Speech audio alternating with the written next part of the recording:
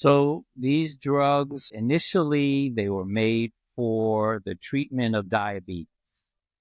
And they're in a class we call GLP-1, which is a chemical inside the body that when you stimulate this, it actually decreases the release of sugar from different parts of our body where it's stored and helps with the metabolism of sugar that's coming into the body.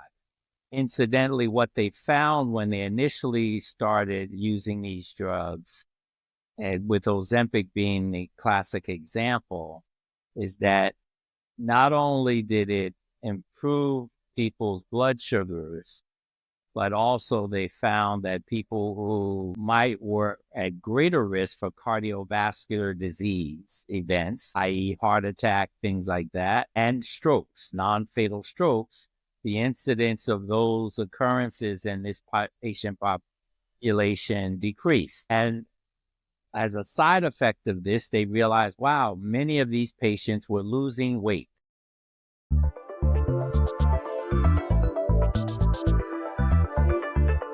Hello and welcome.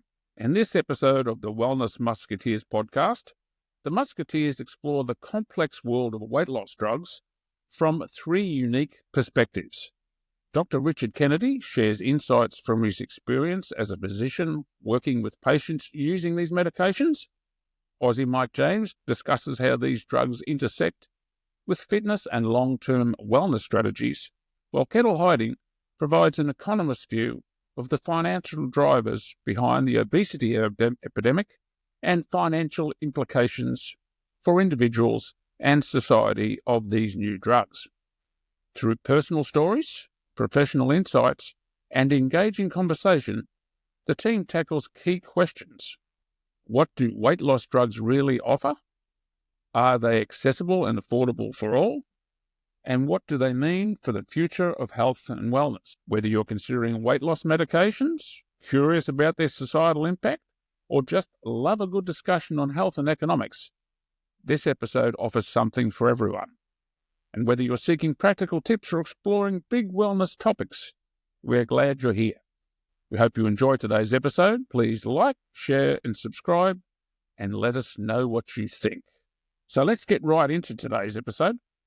Perhaps we could just start with Dr. Kennedy. The common question, I guess, Dr. K, is what are these weight loss drugs and how do they actually work? So these drugs are drugs initially, they were made for the treatment of diabetes. And almost all of them are injectable drugs. And they're in a class we call GLP-1, which is a chemical inside the body that when you stimulate this, it actually decreases the release of sugar from different parts of our body where it's stored and helps with the metabolism of sugar that's coming into the body. Incidentally, what they found when they initially started using these drugs, and with Ozempic being the classic example, is that not only did it improve people's blood sugars, but also they found that people who were at greater risk for cardiovascular disease events, i.e. heart attack, things like that, and strokes, non-fatal strokes, the incidence of those occurrences in this patient population decreased. And as a side effect of this, they realized, wow, many of these patients were losing weight. And that is where this class of drugs has taken off to in the last 2 to 3 years for sure. And now these drugs are specifically being prescribed to treat obesity, meaning a BMI greater than 30. And 30 to 35 BMI is what we call overweight. A greater than 35 is morbid obesity. And so what they found is by decreasing the weight of people, you improve their health by getting rid of their diabetes, which is a major risk factor for cardiovascular disease, kidney disease, stroke, etc. So that's sort of how this started.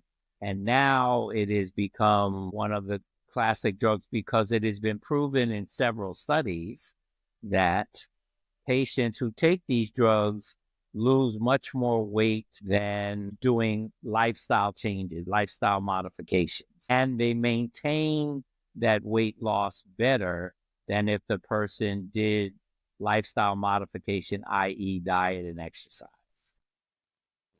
Quick question on that, Dr. K. Has there been any side effects, nausea and so forth, I've heard? Yes, the most common side effects are gastrointestinal, so nausea, upset stomach, vomiting in extreme cases, some diarrhea, all of that. And that's why when they initiate treatment with this in anybody, they start at the very lower doses. They continue it for a week to see if because like any drug, and it's important to understand there is no drug that has ever been developed, be it prescribed or an over-the-counter, that doesn't have side effects. And so not everybody who's going to take it is going to have the side effect. But if they do, many of the side effects, if the patient takes it consistently enough, the side effects will become less significant and even go away. Are there issues with loss of muscle mass, strength, or issues affecting bone density? Well, I don't know if it's not really clear on this, but I would say that muscle mass might be an issue. And I would say that's a two-pronged problem to me, because sometimes when you give a person a drug that you tell them it's going to help you lose weight, which means you're going to burn calories, you're going to burn fat, if you are not simultaneously doing some kind of workout regimen, yeah, your muscle mass will decrease. It's like anything else. If you don't use it, you will lose it. Yeah. And So we don't know whether this is worse when you use the drug relatively to just weight loss in general. I don't think so. It's possible, but I don't. Okay, that's an interesting perspective. I know in the fitness industry, and I've looked at the position statements of groups like the American College of Sports Medicine, American Council of Exercise, and the American Health Clubs Association, which represents the largest industrial group, if you like, of health clubs throughout the world. They all have a pretty similar position statements, if you will, saying that one, that the use of them has to be under medical supervision, and two, they really emphasize weight training because of the evidence of muscle loss. And I think reading into that a little bit more, I think for a long time, the standard guideline was that you lost it by 1 or 2 pounds a week over a long term. Hence, you would have a lot of people drop out because they couldn't keep that sort of discipline up and they don't see immediate results. So I think the groups are realizing that these drugs are here to stay.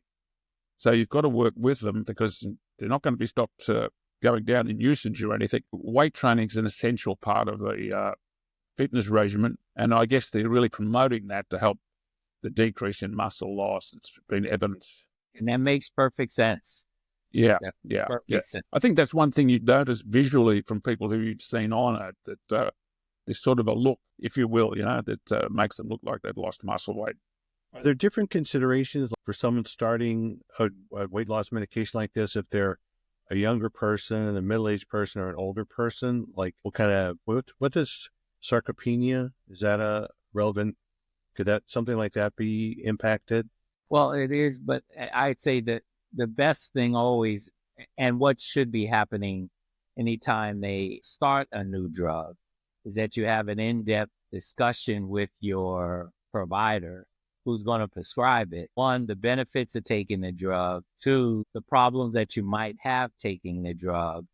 Three, how this drug may affect your overall wellness in life, because all drugs have an effect. So, drugs are like no different than exercise, diet, rest, sleep. It is part of the formula for a person becoming healthy. So, you mentioned overweight. So I am just overweight a little bit. Would that be okay to start with the drug, maybe microdosing it? I would probably, at least for me, I probably wouldn't overweight, because to me, I think that to me, it's the conflict of what we use as the measure of obesity. The BMI is essentially measuring your body weight and your height. It does not take into account your fat. And what we always see is that you technically could take in the United States, any football player. Yes, Yeah, definitely. they're all obese. Football player, many basketball players, basically by default, they are overweight and some morbidly obese, except for the fact that when you look at their muscle mass compared to their body fat content, it's very different than ever. So we have to, now again, that's because it's hard to, it's not difficult to measure body fat. It takes some effort to do it. There's some simple tools that we can use to measure body fat. And so all I have to say, I have a discussion with your doctor. I wouldn't, knowing as active as you are, that it would be fool's gold to be putting you on a medicine to make you lose 10 pounds. I want to look like fitter. I want to have those 6 packs. Yeah, but being on those medicines not going to give you a six pack. But, I can also work out a little bit. I have Dave and Kia. They can kind of put me on a strict regimen here. Regimen of 6 packs for sure. Yeah. Yeah. And then I get some fat off, then I go. Yeah. I'm joking. I mean, for the short term, anything is okay. As they say, everything in moderation is okay. It's the extremes that get us into trouble. Well, the microdosing, what do you think about that? Is that something that's relevant or can be done? Well, or I'm sure that people are considering it. I personally wouldn't do microdosing. I would tell my patient, I say, look, you're pretty close to being ideal weight, but you're no longer 25. And so the real issue is if you get back to your weight of when you were, in your mind, most physically fit, that might not be a good weight for you now, because your body has changed. Your metabolism has changed. You hold on to things a little bit more now than you did before. I have more muscles. Yeah. So it's not necessary. And muscle mass is heavier than fat. So technically, you could actually be overweight, but be fit.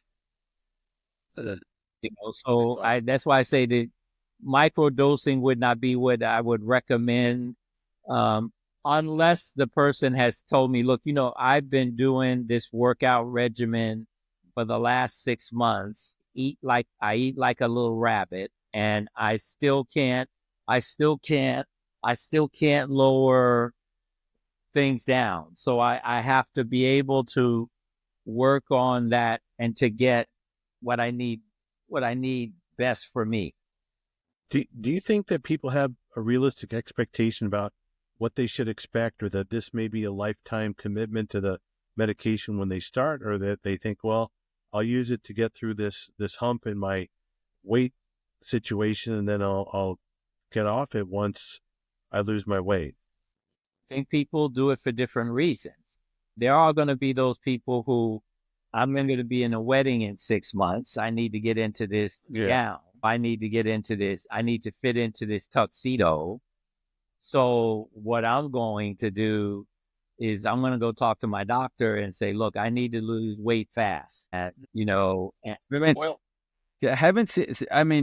think we all know by now people who've been on this drug and seeing some of the potential side effects, but I wonder whether it's even more than side effects, because as you said, it affects the metabolism. The body goes through a big change because of this medication.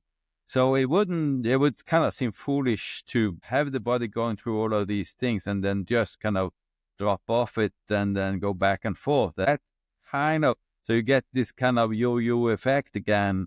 That would probably not be good for the body. There's a weight loss program at GW Hospital. It's sort of like one of the last places on the bus before you go to gastric bypass surgery or something else, or it had been before this.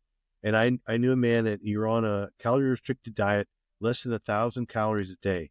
They have the behavior modification part of the program, but all these people are really busy and they don't take advantage of this.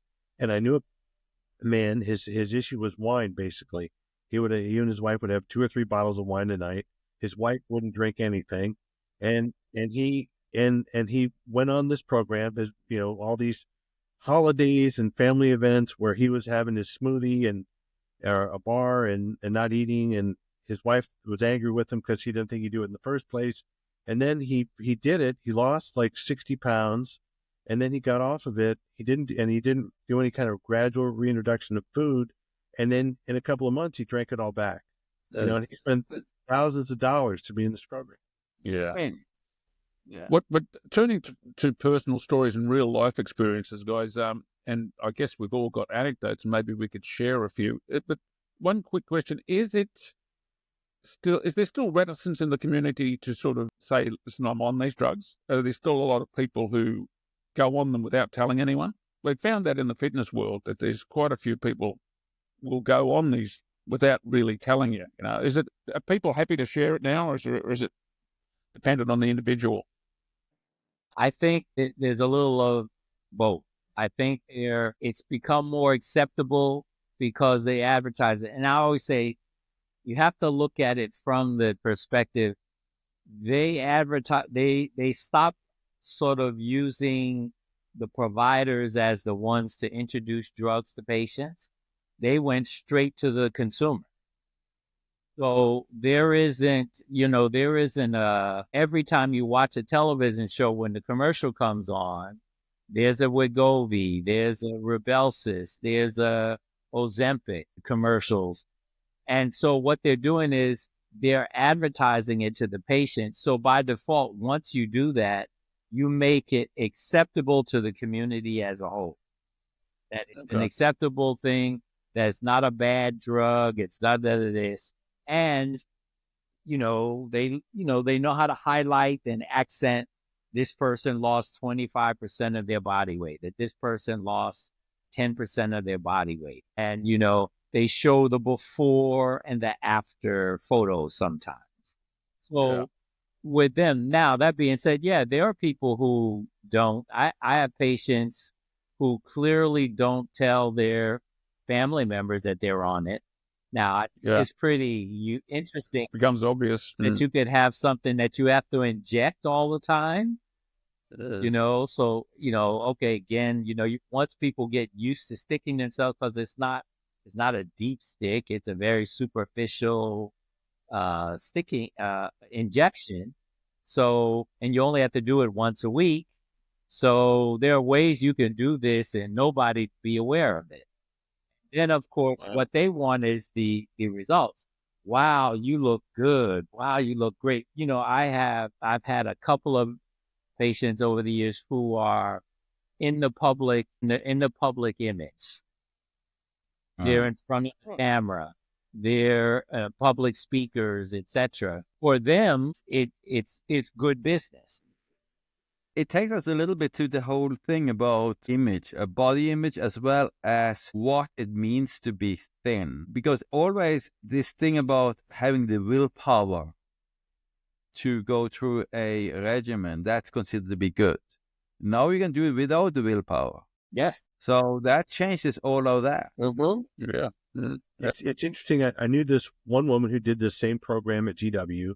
She lost about 100 pounds, may need to lose 100 more, unfortunately. And she noticed that she was getting depressed. And she talked to the people there, and she said that it was very common for people to lose weight and have depression. And they said the reason was that people thought once they lose the weight, all the problems in their life will go away. Then they realize they've lost the weight and they're just thinner. Yeah. All the other issues. And there might be many explanations, but I think that could be other explanations as well, because, we are being constantly bombarded by temptations, Yeah. And as, I mean, the industry, the food industry has incentives to sell us whatever we want. And one of the things we are primed to eat are sugars. It's very easy, it's fast. It's something that, when you are hunting and you see something that's sweet, you're going to go for it because it's going to give you a lot of energy. You can fight better, everything. So we are primed for that. Refusing and rejecting it is strenuous for us. It's hard. It also intervenes in our social activities. Think about all the parties. It involves, from childhood, it involves sugar in some way or another. Then it goes from sugar to alcohol. Yes. Which is another form of sugar. Yes. Not partaking in this as well is also hard. Yes. Now, this drug comes in there, and I'm not sure we have really understood how it affects the whole thing, because in a way, maybe now what you probably will see is that, for instance, the food industry, they're going to see losing sales of candies, for instance. They're going to have to figure out something. Yeah. Yeah. And they will. I mean, it's interesting. Like like I've known people, they had gastric bypass, and it didn't address the craving, and so there were people who managed to find a way to gain weight while having had gastric bypass. The physical capacity is limited, but they can't eat a bag of M&Ms in 5 minutes, but they can eat 3 in 4 hours. And then people I've known that have taken the drug, they just don't have that interest in eating. They're done when they're done. Mm-hmm.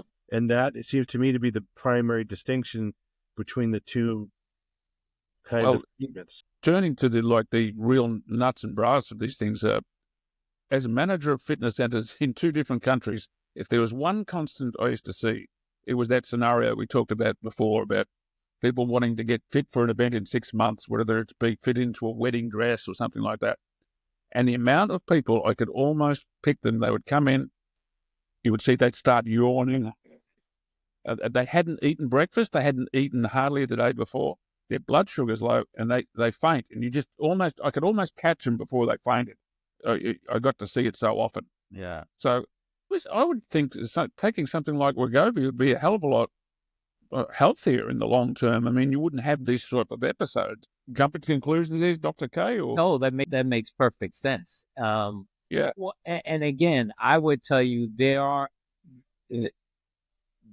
aren't as many people on these drugs just for the short term. And for short term to me is 6 months or less.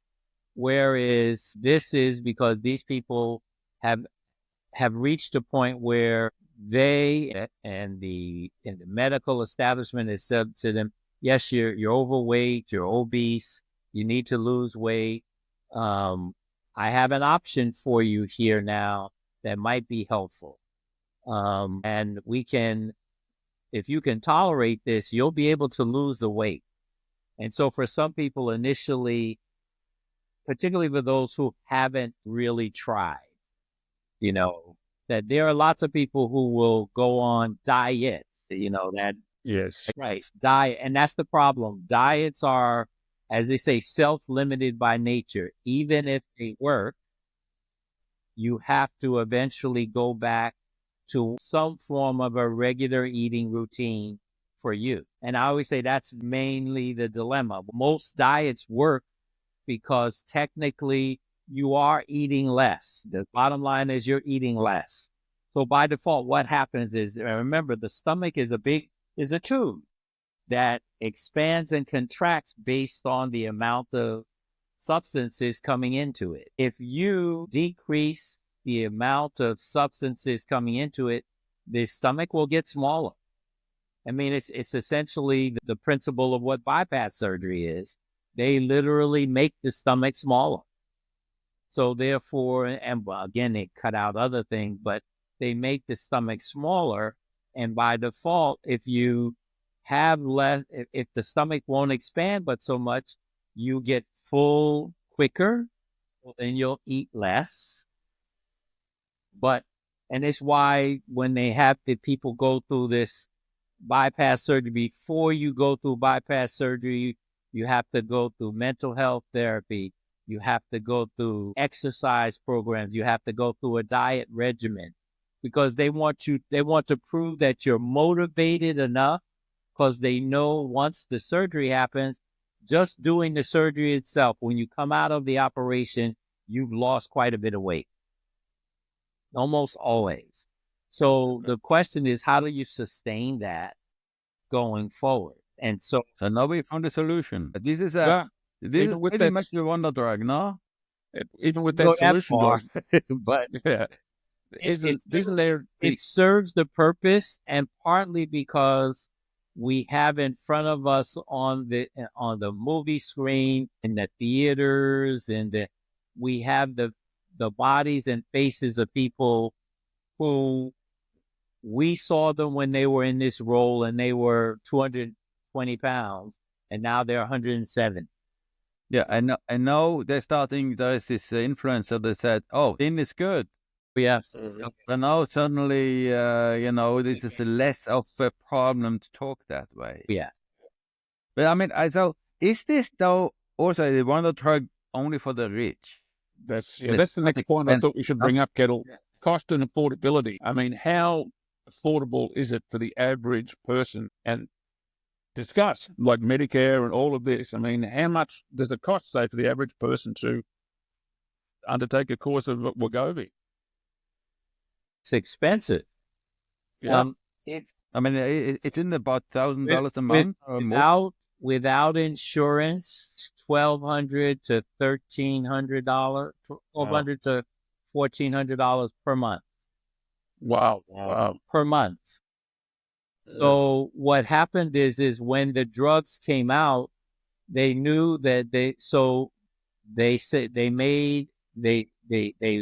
partnered with the health insurers and said, look, okay, we will make this drug, but you have to be able to give us something back.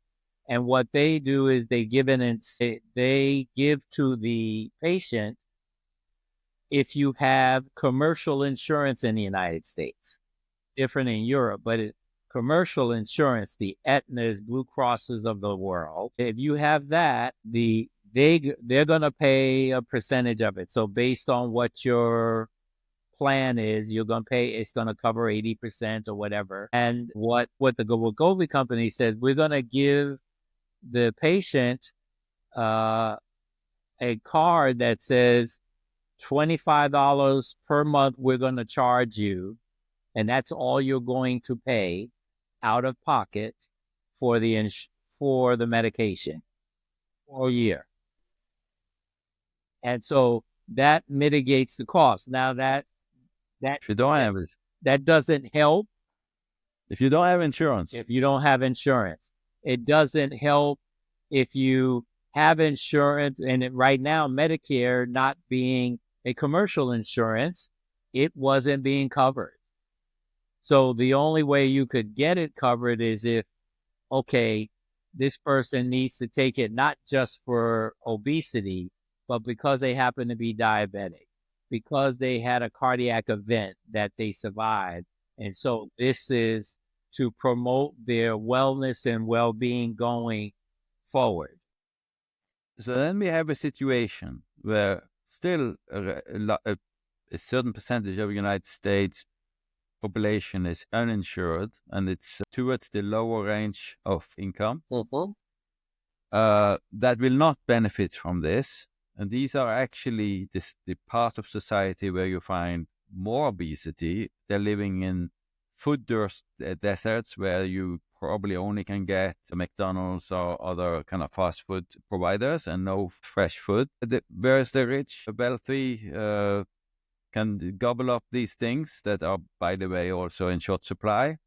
So it's a risk is kind of increasing differences in society. Is there a possibility of that changing, at least in the US, so that it becomes more affordable? Are there any indications of that? Well, with Medicare being the largest insurer in the United States, with them now, it appears that I know the Biden administration has put into place ways that Medicare will be able to negotiate with the drug companies to be able to get a more affordable price. But we'll see. The jury's still out. It will be better I don't know how much better and when.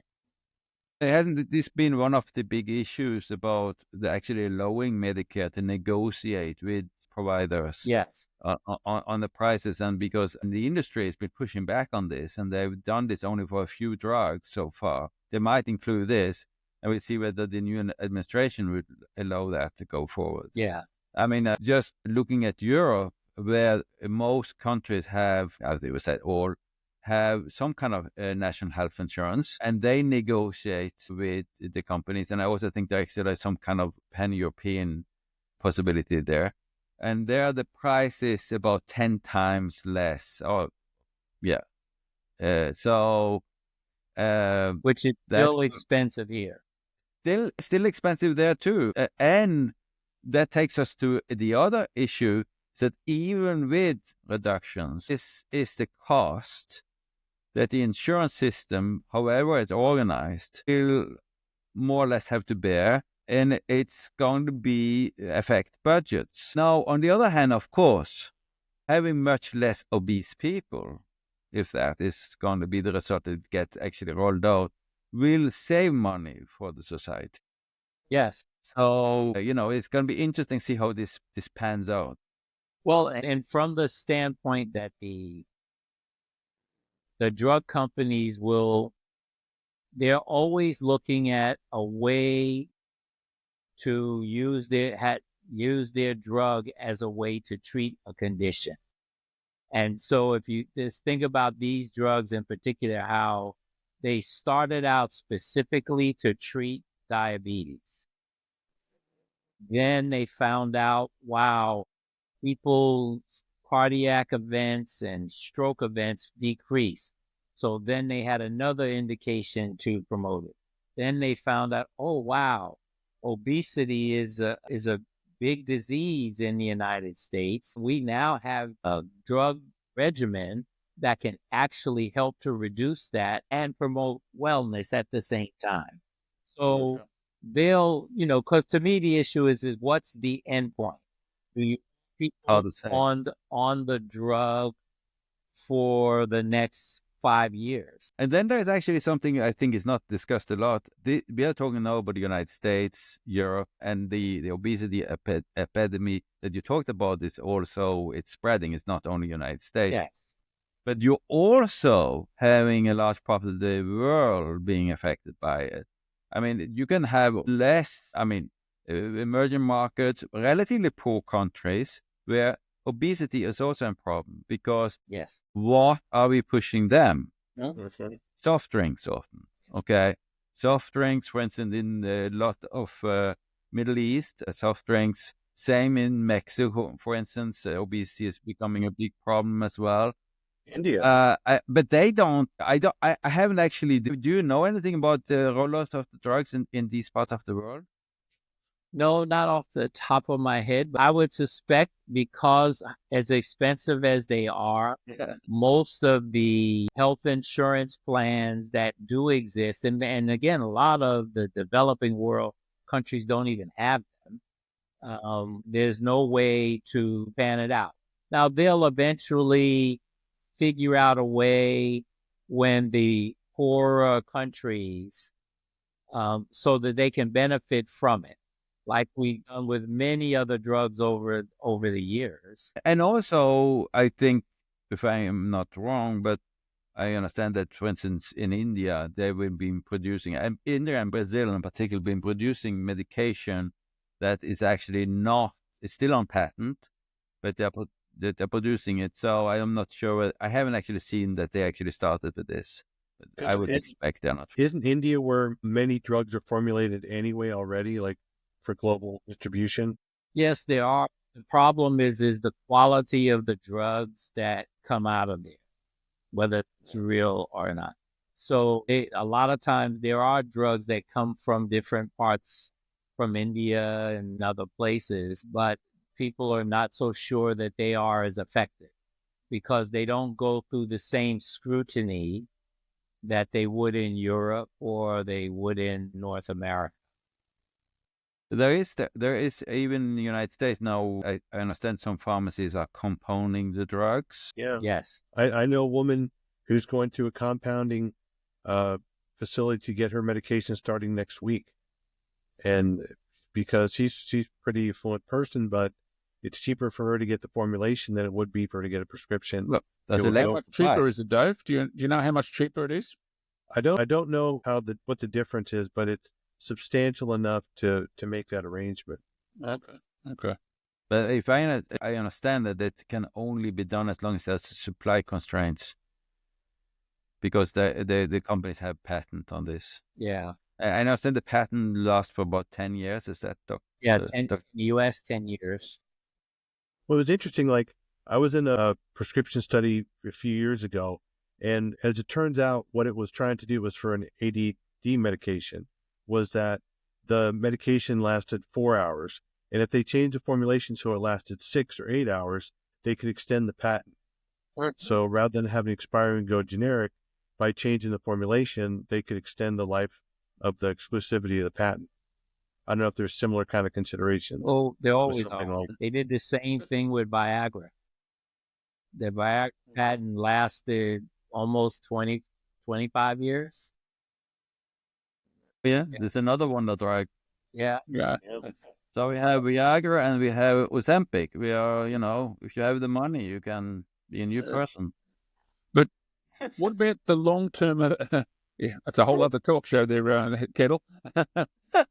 Sorry, I'm taking over the show. Hard to But believe. turning to the long-term effects, we looked at the economic sustainability, but Dr. K, many listeners wonder about the safety and effectiveness of these drugs over time. Has there been any long-term studies on, or is there gaps in research on these studies about long-term effectiveness and Well, any side effects? Well, I mean, they've done studies that have gone on for 8 years with the people being on the drug for 8 years. Oh, okay. They've been pretty effective. 4-year studies, 4-year have been pretty effective. And the side effect profile that you get at the very beginning of taking the drug is pretty much the same across. And Seems to dissipate. they The side effect seems to dissipate. Yeah, that tends to dissipate, except in some people when you increase the dose. So let's say you start out with the 0.5 milligrams, which would, depending on the drug, or 1.3 milligram. I can't remember what it is. Let's say, as an example, once a week for 4 weeks, and if the person tolerates it, but they're not getting the desired effect, meaning that they haven't really lost much weight or no weight at all, then they'll bump it up to the next level of the dose of the drug and try that for a month. Come back and measure whatever parameters are they and they'll always easy to measure sugar, easy to measure on a scale what the person's weight has become. So you can do that and you can see along. And the people who discontinue the drug because they can't tolerate it, one of the things you tend to always see is that even though the drug was helping them to lose weight, they couldn't tolerate it because of the side effects. So they stopped it and would go right back to their pre-treatment weights.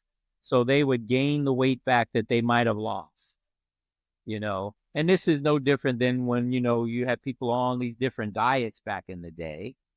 Yeah. And they go back to whatever is normal and do the same thing. And if they lasted that long to go through the regimen, Yeah, that's the difference, I think. Yeah. And that's takes always discipline. been the case. That's all. Yeah. They used to have this television show, Big Fat Loser. Yes. Where people would there were these intensive programs where they got them to cut back on what they ate, exercise, do all these other things. And they would win money for losing the most weight. But what they found is those same people who all lost about 15 to 20% of their body weight during the course of the show, they would regain the weight within a year. Yeah. I had someone say to me that the whole thing about weight loss is it's sort of like mountain climbing, that people think that the hardest thing is the losing of the weight, but really, like, the most dangerous part of climbing a mountain often is coming down from the mountain. And that once you've lost the weight, finding a way to keep it off Yes. is the most difficult thing. It still falls back on lifestyle. Yeah. I think it's not going to change exercise habits. I mean, in fact, I guess in the gym culture, the people on Wegovy will be sort of clapping their hands because they'll be saying all the people who wanted to put on muscles, they've had steroids for years and they're walking around with these bulging. At least we've got our own back, you know. Yes. We've got our own drug now. Yes. So, But I think that sounds trivial, but it's true. You know, people want to get out of GLP part. Yeah. I mean, you want to have the benefit, not have to do the work, you know, in a way. And yeah, but I think one thing I kind of wonder about is, I do say though, when I alluded before to the visuals of people who've been on Ozempic and have lost a lot of muscle, I always refer to the Sydney Harbour Bridge effect. You've got a big suit. People have had suits that they previously wore. Yes. They no longer feel like a suit, and it's just like a big hanger sitting off them. Yes. And But you that- see As you quite said a few of the before- recent politicians who I won't name, who you can tell with that. But as we won't you said before, these drugs don't. I mean, it's the weight loss, the fast weight loss. Yes. Problem. So, And yeah. coach actually deal with that. These drugs don't enter a new thing in the equation there, so they should have a chance to build up muscles. After. Yes. Yeah. Well, they That- should and be that's willing important. they should be willing to work on it and realizing that they could, because what you'll find is in the people who do the muscle toning and the muscle building who happen to be on these drugs, what'll happen is they'll plateau where it won't look like they're really losing any weight. But these are the same people who will tell you that they're 1 or 2 sizes smaller in the Yeah. clothing because they've reduced the fat, toned the muscle, so they've gotten fitter in that regard. And so, Yeah. but their weight on the scale may not have changed very much. You guys, I have to run out to get the drug now. But run to the gym, run to the weight training gym straight after. Gym for- Could do that jiu-jitsu and fencing. What are you talking about?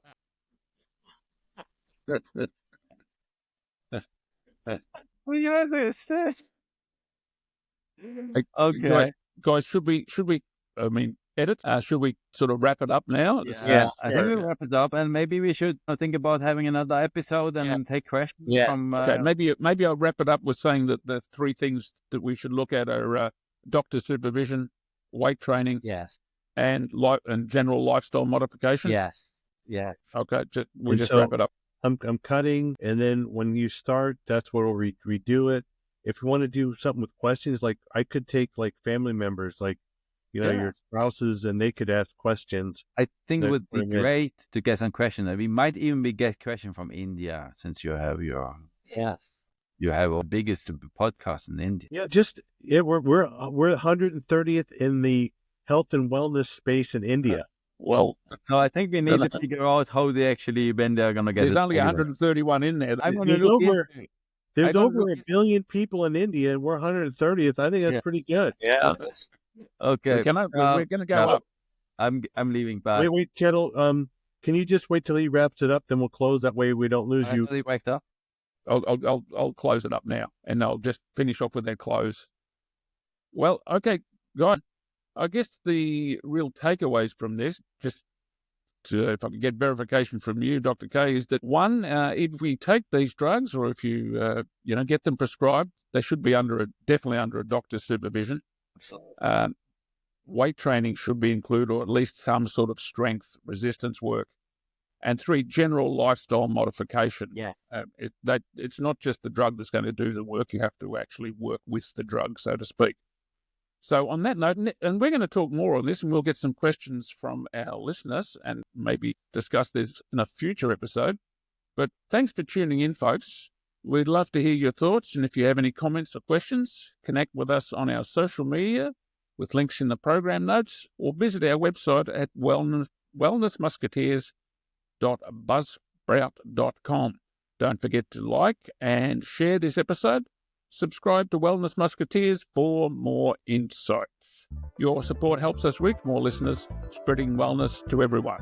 Stay healthy, stay inspired, and we'll see you for the next episode of Wellness Musketeers coming soon.